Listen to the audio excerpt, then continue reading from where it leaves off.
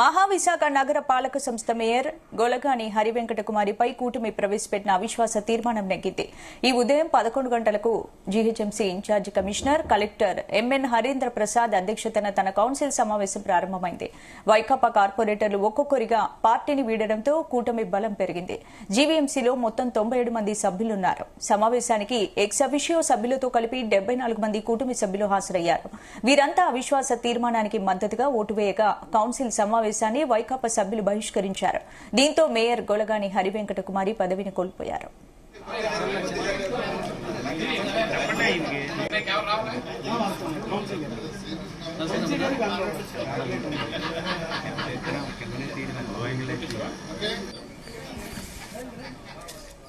జీవీఎంసీలో మొత్తం 98 మంది కార్పొరేటర్లుండగా 21వ డివిజన్ కార్పొరేటర్ వంశీకృష్ణ ఎమ్మెల్యేగా ఎన్నిక కావడంతో ఆ స్థానం ఖాళీగా ఉంది.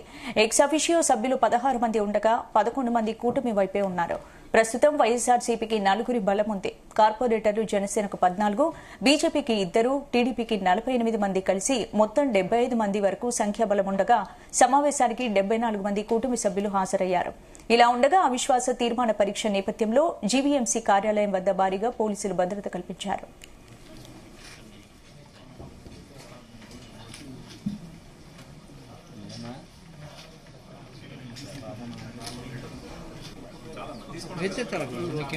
మహావిశాఖ నగరపాలక సంస్థ మేయర్ గొలగాని హరివెంకట కుమారిపై కూటమి ప్రవేశపెట్టిన అవిశ్వాస తీర్మానం నెగ్గింది. ఇందుకు సంబంధించిన పూర్తి అప్డేట్స్ మా ప్రతినిధి శ్రీనివాస్ అందిస్తారు. శ్రీనివాస్.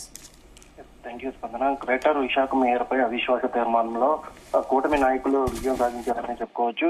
అవిశ్వాస తీర్మానానికి కావాల్సిన 74 మంది సభ్యులతో ఈ రోజు అవిశ్వాస తీర్మానం అయితే ప్రవేశపెట్టడం జరిగింది. అయితే in charge commissioner collector Harindra Prasad అధ్యక్షన సమావేశం నిర్వహించారు. మేయర్ పీఠం దక్కించేందుకు కూటమి నేతల వద్ద ఉన్న 74 మంది కార్పొరేటర్లతో ఈ రోజు అవిశ్వాస తీర్మానానికి వెళ్లి అక్కడ విజయం సాధించారు. అయితే ఈ విజయంతో రేపు ఎన్నికనున్న కూటమి నేతల నుండి డిప్యూటీ మేయర్ గా, కూటమి నేతల నుండి టీడీపీ నుండి మేయర్ గా టీడీపీ అభ్యర్థి, అలాగే డిప్యూటీ మేయర్ గా జనసేన అభ్యర్థిని ఎన్నుకుంటామంటూ కూడా ఇప్పటికే సీఎం రమేష్ అయితే తెలియజేయడం జరిగింది. అయితే ఉత్కంఠభరితంగా సాగినటువంటి ఈ అవిశ్వాస తీర్మానం నెగ్గుతారా లేదా అనే దానికి చాలా ఉత్కంఠత అయితే నేర్కొంది. అయితే టీడీపీలో జాయిన్ అయినటువంటి కార్పొరేటర్ని మలేషియా పంపించారు. మలేషియా నుంచి రాత్రి అర్ధరాత్రి అయ్యే వరకు మలేషియా నుంచి టూర్ నుంచి సభ్యులు వస్తారా లేదా అనేది కూడా సందిగ్ధత అయితే నెలకొంది. ఈ నేపథ్యంలో టీడీపీ నేతలు చాలా వ్యూహాత్మకంగా అర్ధరాత్రి 12 గంటలకి విశాఖ చేరుకునేలా కార్పొరేట్లకి ప్రత్యేక విమానాలు ఏర్పాటు చేశారు. అక్కడి నుంచి నేరుగా ప్రైవేటు రిసార్ట్లకు తీసుకెళ్లారు. అక్కడే బస్ చేయించారు. రాత్రంతా మంత్రాలు జరిపించి 11 గంటల సమావేశంలో మేయర్ అవిశ్వాస తీర్మానానికి నేరుగా ఇన్ఛార్జ్ ఎవరైతే ఉన్నారో హరీంద్ర ప్రసాద్ వద్దకు తీసుకొచ్చారు. అవిశ్వాస తీర్మానం 11 గంటలకి ప్రవేశపెట్టారు. 11 గంటలకు ప్రవేశపెట్టిన నేపథ్యంలో పూర్తి మద్దతుతో లభించడంతో మ్యాజిక్ ఫిగర్ ఏదైతే ఉందో 74 మందికి అవిశ్వాస తీర్మానం నెగ్గాలంటే 74 మంది అవసరమైంది. అయితే ఆ 74 మంది కార్పొరేటర్లని ముందుగానే కూటమి నాయకులు సమకూర్చారు. ఆ 74 కూటమి నాయకులు అవిశ్వాసానికి మద్దతుగా ఓట్లు వేయడంతో టీడీపీ కూటమి నాయకులు కూడా అటు అవిశ్వాస తీర్మానానికి అయితే ఓటు వేయడం జరిగింది. ఈ నేపథ్యంలో కూటమి నాయకులు విజయం సాధించారని చెప్పుకోవచ్చు. రేపు ఎన్నికనున్న టీడీపీ అభ్యర్థి మేయర్ కు రేపు ఎన్నుకోనున్నారు. అలాగే జనసేనకు సంబంధించి మేయర్ ను కూడా, డిప్యూటీ మేయర్ ను కూడా రేపు ఎన్నుకోనున్నారు. అయితే ఈ నేపథ్యంలో రేపు ఏం జరుగుతుంది అంటే టీడీపీ అభ్యర్థిగా ఎవరు ఉంటారు, డిప్యూటీ మేయర్ గా ఎవరు ఎన్నుకుంటారు అనేది రేపు తెలియాల్సి ఉంది. స్పందన. Right, thank you Srinivas.